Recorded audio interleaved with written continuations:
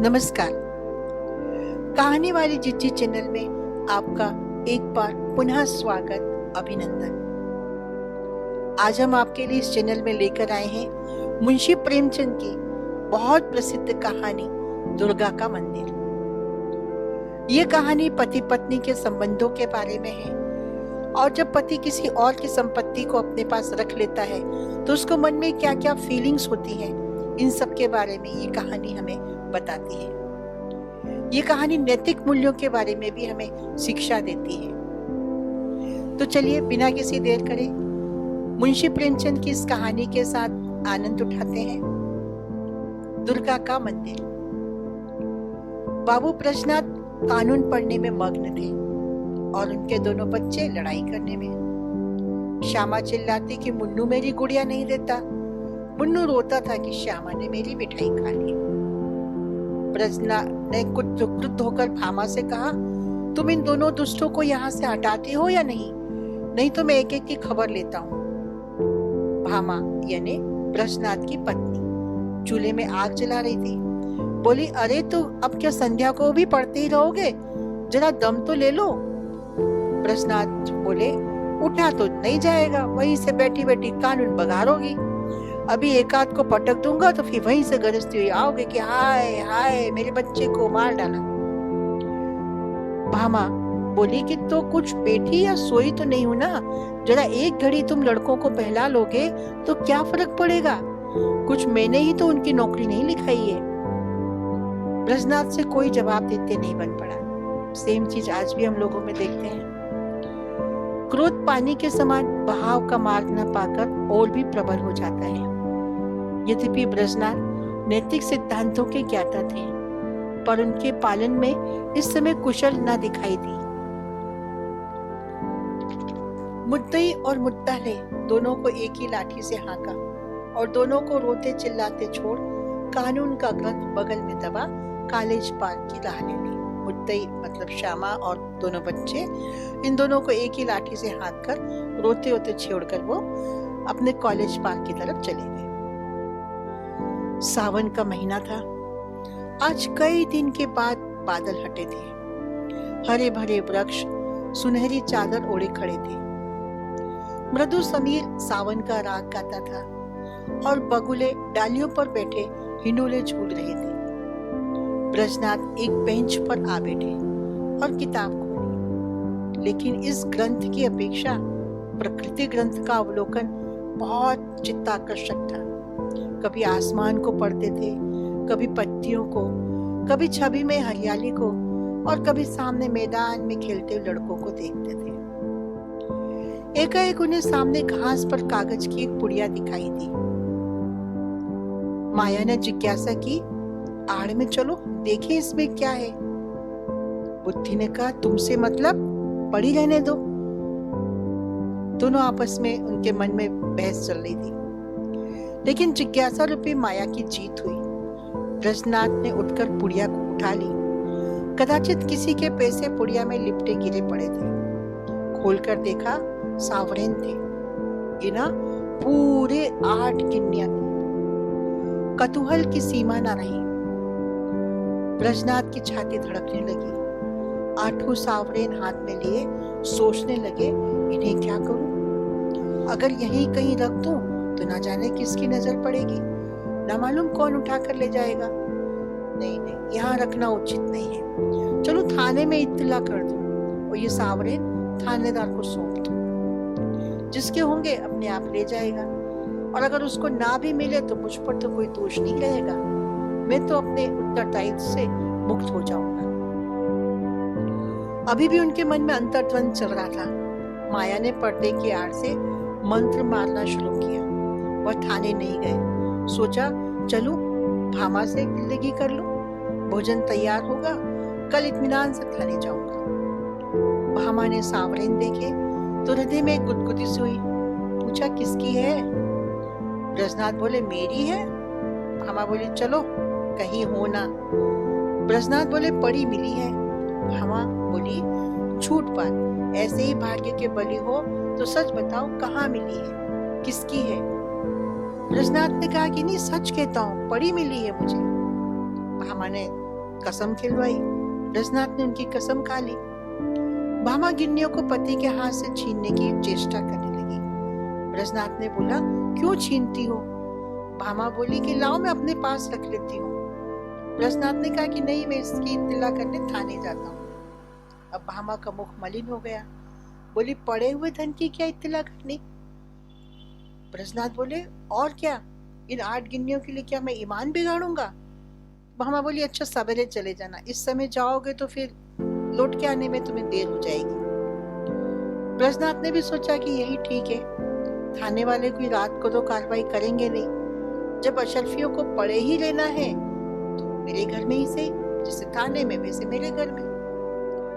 उन्होंने गिन्नियां संदूक में रख दी। खा पी कर लेटे तो भामा ने हंसकर कहा, आया धन क्यों छोड़ते हो? लाओ मैं अपने लिए गुलबन बनवा लूं, बहुत दिनों से जी तरस रहा है। माया ने इस समय हास्य का रूप धारण कर लिया।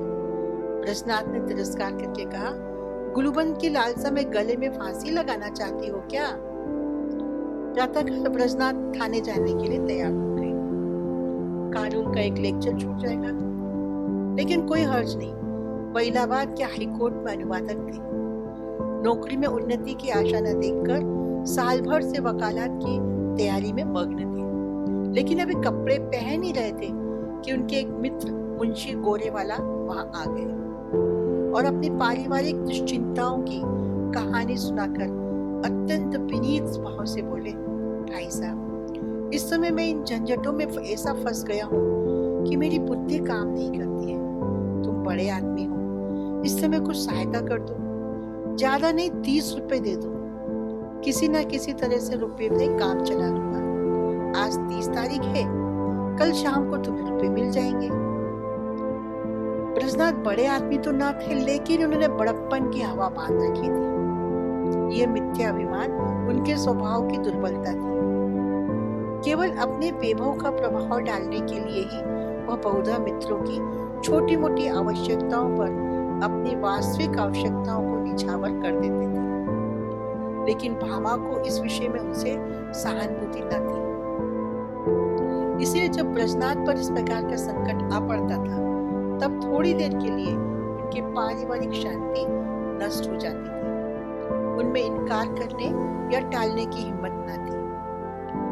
वह सकुचाते हुए, धीरे से मुस्कुराते हुए अपनी पत्नी के पास गए और बोले कि भामा, तुम्हारे पास 30 रुपए तो होंगे ना? मुंशी गोरेलाल मांग रहे हैं, दे दो प्लीज। भामा तो कल से झगड़ा करके बैठी हुई थी, उसका मूड खराब था। उसे रुखाई से बोला कि नहीं, मेरे पास तो रुपए नहीं है। ब्रजनाथ पटाने लगे, बोले होंगे तो जरूर, तुम बहाना करती हो। पर भामा तो देने से नहीं, बोली हाँ अच्छा बहाना ही समझ लो, मैं तो नहीं देने वाली। ब्रजनाथ ने कहा कि मैं उनसे क्या कह दूं, मेरी इज्जत दांव पे लगी हुई है। तो भामा ने कहा कि कह दो घर में रुपए नहीं है, तुमसे ना कहते बने थे, लाओ मैं पर्दे की आड़ से कह देती हूँ। ब्रजनाथ बोले, कहने को तो मैं कह दूंगा, लेकिन उन्हें विश्वास नहीं आएगा, वो समझेंगे कि मैं बहाना कर रहा हूँ। भामा ने कहा कि ठीक है, समझेंगे तो समझा करो, लेकिन तुम तो दे दो, बोल दो मेरे पास रुपए नहीं है। ब्रजनाथ बोले कि मुझसे ऐसी बेमुरवत्ती नहीं हो सकती है। रात दिन का सांप ठहरा, बताओ ना कैसे इनकार करूं। भामा बोली कि अच्छा तो मन में आए जो करो, मैं एक बार कह दूंगी, मेरे पास रुपए नहीं है तो नहीं है। ब्रजनाथ बहुत खिन्न हुए। उन्हें पक्का मालूम था कि भामा के पास रुपए है, लेकिन केवल मुझे लज्जित करने के लिए इनकार कर रही है। अब उनके खुद के दुराग्रह ने संकल्प को दृढ़ कर दिया। संदूक से 2 गिन्नियां निकाली और गोरेलाल को देकर बोले, भाई कल शाम को कचहरी से आते ही रुपए दे जाना। ये एक आदमी की अमानत है, मैं इसी समय देने चाह रहा था। यदि कल रुपए ना पहुंचे तो मुझे उसके सामने बहुत लज्जित होना पड़ेगा, मैं कहीं मुंह दिखाने लायक नहीं रहूंगा। गोरेलाल ने मन ही मन कहा, अमानत स्त्री के सिवा और किसकी होगी, और गिन्नियां जेब में रखकर अपने घर की राह पकड़ ली। दूसरे दिन हो गया। दूसरा दिन 1 तारीख की संध्या है। ब्रजनाथ दरवाजे पर बैठे गोरेलाल का इंतजार कर रहे हैं। गोरेलाल आने वाला था आज पैसे देने के लिए। 5 बज गए, गोरेलाल अभी तक नहीं आया। बृजनाथ की आंखें रास्ते की तरफ लगी हुई थी। हाथ में एक पत्र था, लेकिन पढ़ने में जी नहीं लग रहा था।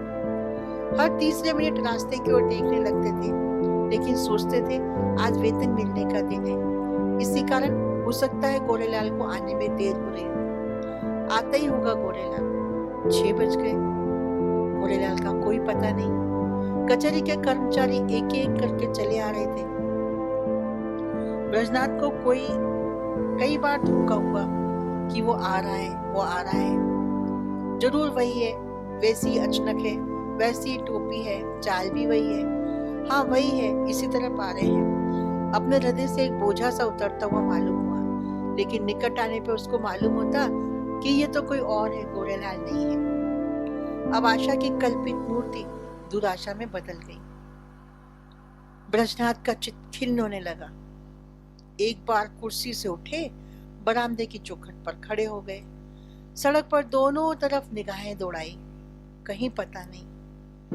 2-3 बार दूर से आते हुए इक्को को देखकर गोरेलाल का फिर से आने का भ्रम हुआ, लेकिन नहीं आए। आकांक्षा की प्रबलता। 7 बज गए, चिराग जल गए, सड़क पर अंधेरा छाने लगा। ब्रजनाथ सड़क पर उद्विग्न भाव से टहलने लगे। इरादा हुआ गोरेलाल के घर चलूं, उधर कदम उठाए, लेकिन हृदय कांप रहा था कि कहीं मैं रास्ते में आते हुए न मिल जाए। कैसे शर्म लगेगी मुझे कि थोड़े से रुपए के लिए इतना व्याकुल हो गया। थोड़ी ही दूर गया था कि किसी को आते देखा, फिर भ्रम हुआ कि गोरेलाल है। मुड़े और सीधे बरामदे में आकर बैठ गए, लेकिन फिर वही धोखा, फिर वही भ्रांति। तब सोचने लगे कि इतनी देर क्यों हो रही है, क्या अभी तक कचहरी से ना आए होंगे? ऐसा तो हो नहीं सकता। उनके दफ्तर वाले कब से निकल गए। बस 2 बातें हो सकती हैं, या तो उन्होंने कल आने का निश्चय किया हो, समझे होंगे कि रात को कौन जाए, जानबूझकर बैठे होंगे, देना ना चाहते होंगे। उस समय उनकी गरज थी, आज मेरी गरज है। मैं ही किसी को क्यों ना भेज दूं, लेकिन किसे भेजूं? मुन्नू जा सकता है, सड़क पर ही मकान है। ये सोचकर कमरे में गए, लैंप जलाया और पत्र लिखने बैठे, मगर आंखें दरवाजे की तरफ ही लगी हुई थी। अकस्मात किसी के पैरों की आहट सुनाई दी। तुरंत पत्र को किताब के नीचे दबा लिया और बरामदे में चले आए। देखा पड़ोस का कुंजड़ा तार पड़वाने आया है। उससे बोले, भाई इस समय फुर्सत नहीं है, थोड़ी देर में आना। उसने कहा, बाबूजी घर भर के आदमी घबराए हैं, जरा एक निगाह देख लीजिए। निदान ब्रजनाथ चुचलाकर उसके हाथ से तार लिए और सरसरी नजर से देखकर बोले, कलकत्ते से आया है, माल नहीं पहुंचा।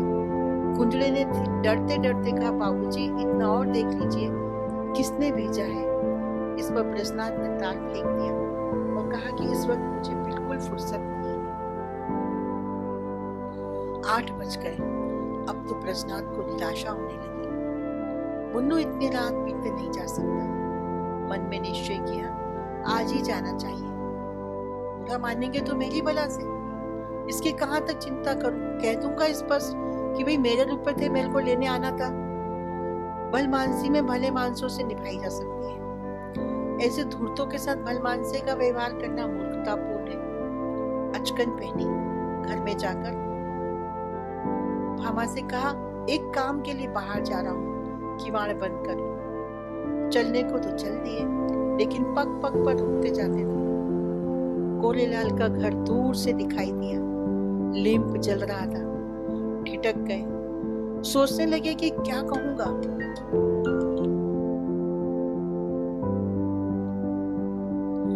कहीं उन्होंने आते जाते रुपए निकाल कर दे दिए और देर के लिए क्षमा मांगी तो मुझे बड़ी झेप होगी।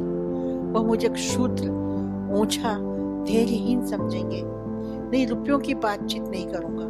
कहूंगा, भाई घर में बड़ी देर से पेट दर्द कर रहा था, तुम्हारे पास पुराना तेज सिरका है तो दे दो। अरे ये बहाना तो कुछ अच्छा प्रतीत नहीं होता है, साफ कलाई खुल जाएगी। ओह, इतनी झंझट की क्या बात है, मुझे देखकर अपने आप ही समझ जाएंगे। इस विषय में बातचीत की नौबत ही ना आएगी। ब्रजनाथ इसी उधेड़ बुन में आगे बढ़ते चले जाते थे, जैसे नदी में लहरें चाहे और किसी और चले, धारा अपने मार्ग नहीं छोड़ती है। गोरेलाल का घर आ गया। द्वार बंद था। ब्रजनाथ को उन्हें पुकारने का साहस ना हुआ। उन्होंने सोचा खाना खा रहे होंगे। दरवाजे के सामने से निकले और धीरे धीरे टहलते हुए 1 मील तक चले गए। 9 बजने की आवाज कान में आई। अब तो गोरेलाल भोजन कर चुके होंगे, ये सोचकर लौट पड़े। लेकिन द्वार पर पहुंचे तो अंधेरा था। वह आशा रूपी दीपक भी बुझ गया। 1 मिनट तक दुविधा में खड़े रहे, क्या करूं? अभी तो सवेरे होने में बहुत देर है, इतनी जल्दी थोड़ी ना सो गए होंगे। दबे पांव बरामदे में चढ़े, द्वार पर कान लगाकर सुना। चारों ओर ताक रहे थे कि कहीं कोई देख न ले। कुछ बातचीत की भनक कान में पड़ी। ध्यान से सुना। गोरेलाल की स्त्री कह रही थी, रुपए तो सब उठ गए, ब्रजनाथ को कहाँ से दोगे? गोरेलाल ने उत्तर दिया, ऐसी कौन सी उतावली है, फिर दे देंगे। और दरख्वास्त तो दे दी है, कल मंजूर हो ही जाएगी। 3 महीने के बाद लौटेंगे, तब देखा जाएगा। ब्रजनाथ को तो ऐसा मालूम पड़ा मानो उनके मुंह पर किसी ने तमाचा मार दिया हो। क्रोध और निराशा से भरे हुए बरामदे में उतर आए। घर चले तो सीधे कदम ना पड़ते थे, जिसे कोई दिन भर का थका मांदा पथिक हो। ब्रजनाथ रात भर करवटें बदलते रहे, कभी गोरेलाल की क्रूरता पर, कभी अपनी सरलता पर। मालूम नहीं किस गरीब के रुपए होंगे, उस पर क्या अपबीती हो रही होगी। लेकिन अब क्रोध या खेद से क्या फायदा? सोचने लगे, रुपए कहाँ से आएंगे? बाबा तो पहले ही इनकार कर चुकी है, वेतन में इतनी गुंजाइश है नहीं। 10-5 रुपए की बात होती तो सोचता, क्या करूं, किसी से उधार लूं, मगर मुझे कौन उधार देगा? आज तक तो किसी से मांगने का काम पड़ा नहीं। अपना कोई ऐसा मित्र है भी नहीं। जो लोग मुझे को सताया करते हैं, वो मुझे क्या देंगे? हाँ, यदि कुछ दिन कानून छोड़कर अनुवाद करने में परिश्रम करूं तो रुपए मिल सकते हैं। कम से कम 1 मास का कठिन परिश्रम है। सस्ते अनुवादकों के मारे दर भी तो गिर गई है। हाँ निर्दयी, तूने बड़ी ठगा की। न जाने किस जन्म का बेर तूने चुकाया है, कहीं का न रखा। दूसरे दिन ब्रजनाथ को रुपए की धुन सवार हुई। सवेरे कानून के लेक्चर में सम्मिलित होते, संध्या को कचहरी से तजवीजों का प्रिंटा घर लाते और आधी रात तक बैठकर अनुवाद किया करते। सिर उठाने की मोहलत न मिलती। कभी 1, कभी 2 बजे तक कार्य करते। जब मस्तिष्क बिल्कुल शिथिल हो जाता, तब जाकर चारपाई पर पड़ जाते। लेकिन इतने परिश्रम का अभ्यास न होने के कारण कभी कभी सिर में दर्द होने लगता, कभी पाचन क्रिया में विघ्न पड़ जाता, कभी ज्वर चढ़ जाता। लेकिन इन सब के बाद भी वह मशीन की तरह काम में लगे रहते थे। बाबा कभी कभी झुंझलाकर कहती, अजी लेट भी रहो, बड़े धर्मात्मा बनते हो। तुम्हारे जैसे 10-5 आदमी और होते तो संसार का काम ही बंद हो जाता। ब्रजनाथ इस बाधाकारी व्यंग का उत्तर न देते। दिन निकलते ही फिर चरखा ले बैठते। यहाँ तक कि 3 सप्ताह निकल गए। 25 रुपए हाथ में आ गए। ब्रजनाथ सोचते कि 2-3 दिन में बेड़ा पार हो जाएगा, लेकिन कुछ और ही मंजूर था प्रकृति को। 21वें दिन उन्हें प्रचंड ज्वर आया और 3 दिन तक नहीं उतरा। छुट्टी लेनी पड़ी। शैया सेवी बन गए, बेडरिडन हो गए। भादों का महीना था। बाबा ने समझा पित्त का प्रकोप होगा, लेकिन जब 1 सप्ताह तक डॉक्टर की दवाई करने के बाद भी ज्वर नहीं उतरा तो वह घबराई। ब्रजनाथ कहा ज्वर में भी बकझक भी करने लगे थे। बाबा सुनकर डर के मारे कमरे में से भाग जाती, बच्चों को पकड़कर दूसरे कमरे में बंद कर देती। अब उसे शंका होने लगी थी कि कहीं ये कष्ट उन्हीं रुपयों के कारण तो नहीं है। कौन जाने रुपए वाले ने ही कुछ कर दिया हो। जरूर यही बात है, नहीं तो औषधि से लाभ नहीं होता क्या? संकट पड़ने पर हम सब धर्म भीरू हो जाते हैं। ये बात आज भी उतनी ही सच है। औषधियों से निराश होकर हम देवताओं की शरण लेने लगते हैं। बाबा ने भी देवताओं की शरण ली। वह जन्माष्टमी शिवरात्रि के कठिन व्रत उपवास करने लगी। 8 दिन पूरे हो गए। अंतिम दिन आया। प्रभात का समय था। भाभा ने ब्रजनाथ को दवाई पिलाई और दोनों बालकों को लेकर दुर्गा जी की पूजा करने चली। उसका हृदय आराध्या देवी के प्रति श्रद्धा से परिपूर्ण था। मंदिर के आंगन में पहुंची। उपासक आसनों पर बैठे हुए दुर्गा पाठ कर रहे थे। धूप और अगर की सुगंध उड़ रही थी। उसने मंदिर में प्रवेश किया। सामने दुर्गा की विशाल प्रतिमा शोभायमान थी। दुर्गा के मुखारविंद पर एक विलक्षण दीप्त झलक रही थी। बड़े बड़े उज्जवल नेत्रों से प्रभा की किरणें छिटक रही थी। पवित्रता का एक समा सा छाया हुआ था। भाभा इस दीप्त वर्ण मूर्ति के सम्मुख साधी आंखों से ताक न सकी। उसके अंतःकरण में एक निर्मल विशुद्ध भावपूर्ण भय का उदय हो गया। उसने आंखें बंद कर ली, घुटनों के बल बैठ गई और करुण स्वर में माताजी से बोली, माँ, मुझ पर दया करो। उसे ऐसा ज्ञात हुआ मानो देवी मुस्कुराई। उसने उन दिव्य नेत्रों में से एक ज्योति सी निकलकर अपने हृदय में आती हुई देखी। उसके कानों में देवी के मुंह से निकले शब्द सुनाई दिए, बेटी, पराया धन लौटा दे, तेरा भला होगा। बाबा उठ बैठी। उसकी आंखों में निर्मल भक्ति का आभास झलक रहा था। मुखमंडल से पवित्र प्रेम बरसता था। देवी ने कदाचित उसे अपनी प्रभा के रंग में डुबो दिया।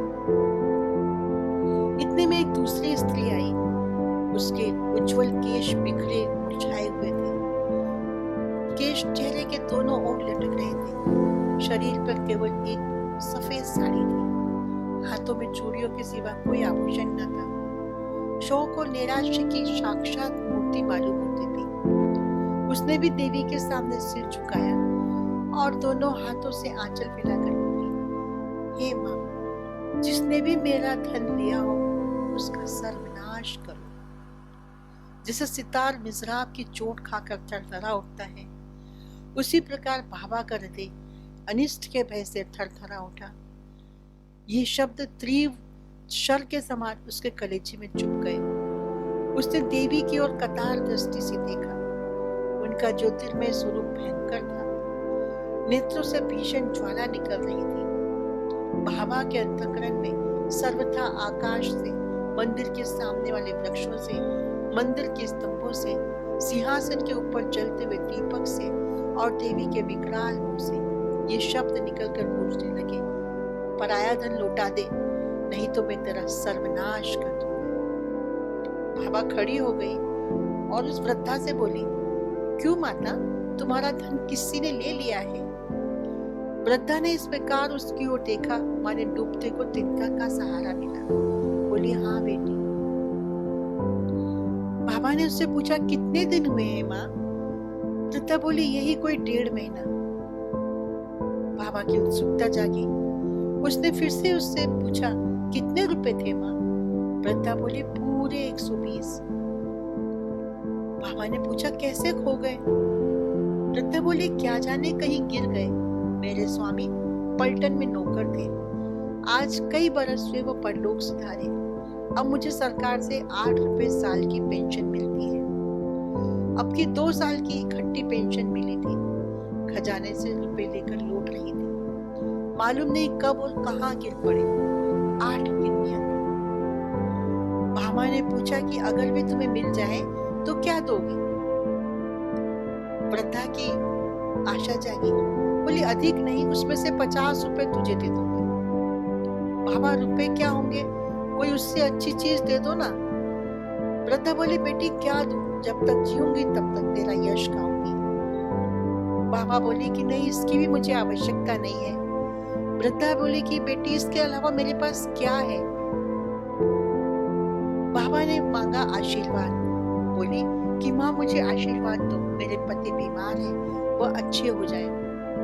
वृद्धा बोली, तो क्या रुपए उन्हीं को मिले हैं? भामा बोली कि हाँ, वह उसी दिन से तुम्हें खोज रहे हैं।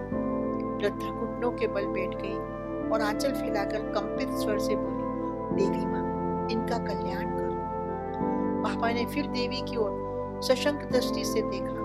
उनके दिव्य रूप पर अब प्रेम का प्रकाश था। आंखों में दया की आनंददायिनी झलक थी। उस समय बाबा के अंतःकरण में कहीं स्वर्गलोक से ये ध्वनि सुनाई दी, जा तेरा कल्याण होगा। संध्या का समय था।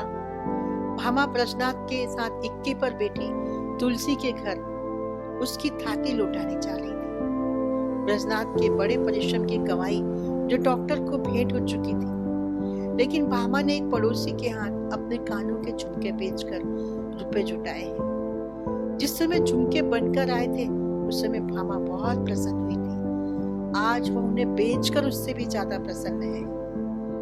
जब ब्रजनाथ ने 8 गिन्नियां उसे दिखाई तो उसके हृदय में एक गुदगुदी सी हुई थी, लेकिन यह हर्ष मुख पर आने का साहस न कर सका था। आज उन गिन्नियों के हाथ से जाते समय उसका हार्दिक आनंद आंखों में चमक रहा है, होठों पर नाच रहा है, कपोलों को रंग रहा है और अंगों पर किलोल कर रहा है। वह इंद्रियों का आनंद था, यह आत्मा का आनंद है। किसी की दौलत लुटाना वास्तव में आत्मा का आनंद है। वह आनंद लज्जा के भीतर छुपा हुआ था, आज ये आनंद गर्व से बाहर निकल रहा है। तुलसी का आशीर्वाद सफल हुआ। आज पूरे 3 सप्ताह के बाद ब्रजनाथ तकिए के सहारे बैठे थे। वह बार बार भामा को प्रेमपूर्ण नेत्रों से देखते थे। वह आज उन्हें देवी मालूम होती थी। अब तक उन्होंने उसके बाहरी सौंदर्य की शोभा देखी थी, लेकिन आज वह उसकी आत्मिक सौंदर्यता देख रहे थे। तुलसी का घर एक गली में था। इक्का सड़क पर जाकर ठहर गया। ब्रजनाथ इक्के से उतरे और अपनी छड़ी टेकते हुए भामा के हाथों का सहारा लेकर तुलसी के घर पहुंचे। तुलसी ने रुपए लिए और दोनों हाथ फैलाकर उनको आशीर्वाद दिया, दुर्गा माँ तुम्हारा कल्याण करे। तुलसी का वर्णहीन मुख जैसे खिल गया। वर्षा के पीछे जैसे वृक्षों की पत्तियां खिल जाती है ना, वैसे ही तुलसी का मुख हो गया। सिमटा हुआ अंग फैल गया, कालों की झुर्रियां मिट्टी दिखाई पड़ी। ऐसा मालूम होता था मानो उसका कायाकल्प हो गया। वहां से आकर ब्रजनाथ अपने द्वार पर बैठे हुए थे कि गोरेलाल आकर बैठ गए। ब्रजनाथ ने मुंह फेर लिया। गोरेलाल ने पूछा, भाई साहब कैसी तबीयत है? ब्रजनाथ बोले कि बहुत अच्छी तरह से हूँ। गोरेलाल ने क्षमा मांगते हुए कहा कि मुझे क्षमा कीजिएगा, मुझे इस बात का बड़ा दुख है कि आपके रुपए देने में इतना विलंब हुआ। 1 तारीख को एक घर से एक आवश्यक पत्र आ गया था और मैं किसी तरह 3 महीने की छुट्टी लेकर घर भागा। वहां की विपत्ति कहूँ तो समाप्त ही ना हो, लेकिन आपकी बीमारी की शोक समाचार सुनकर आज मैं भागा चला आया हूँ। ये लीजिए, आपके रुपए हाजिर हैं और इस विलंब के लिए मैं अत्यंत शर्मिंदा हूँ। ब्रजनाथ का क्रोध अब शांत हो गया। सच में विनय में कितनी शक्ति है। वो बोले कि बीमार तो था, लेकिन अब मैं अच्छा हो गया हूँ। आपको मेरे कारण व्यर्थ ही कष्ट उठाना पड़ा। यदि इस समय आपको असुविधा हो तो बाद में दे दीजिएगा। अब मैं बहुत उऋण हो गया हूँ, कोई जल्दी नहीं है। गोरेलाल विदा हो गए। ब्रजनाथ रुपए लिए हुए भीतर आए और भामा से बोले कि ये लो अपने रुपए। गोरेलाल दे गए। भामा ने कहा कि ये मेरे रुपए नहीं, तुलसी के हैं। एक बार पराया धन लेकर मैं सीख गई। ब्रजनाथ बोले, लेकिन हमने तो तुलसी के पूरे रुपए दे दिए हैं। भामा बोली, दे दिए तो क्या हुआ, ये उसके आशीर्वाद के न्यौछावर है। ब्रजनाथ ने बोला कि तुम्हारे कान के झुमके कहाँ से आएंगे? भामा बोली, झुमके ना रहेंगे ना सही, सदा के लिए कान तो हो गए। और ऐसा कहकर ब्रजनाथ के गले लग गई। कैसी लगी ये कहानी, दिल को छू लेने वाली कहानी। आशा है आप सबको एक कहानी बहुत पसंद आई होगी। कहानी पसंद आई है तो आप इसको जरूर चैनल को सब्सक्राइब कीजिए, लाइक कीजिए, शेयर कीजिए और बेल आइकन पर बटन को दबाइए, ताकि जब जब भी हम नई कहानी लेकर आए तो आपको नोटिफिकेशन मिल सके। धन्यवाद। घर पे रहिए, सुरक्षित रहिए।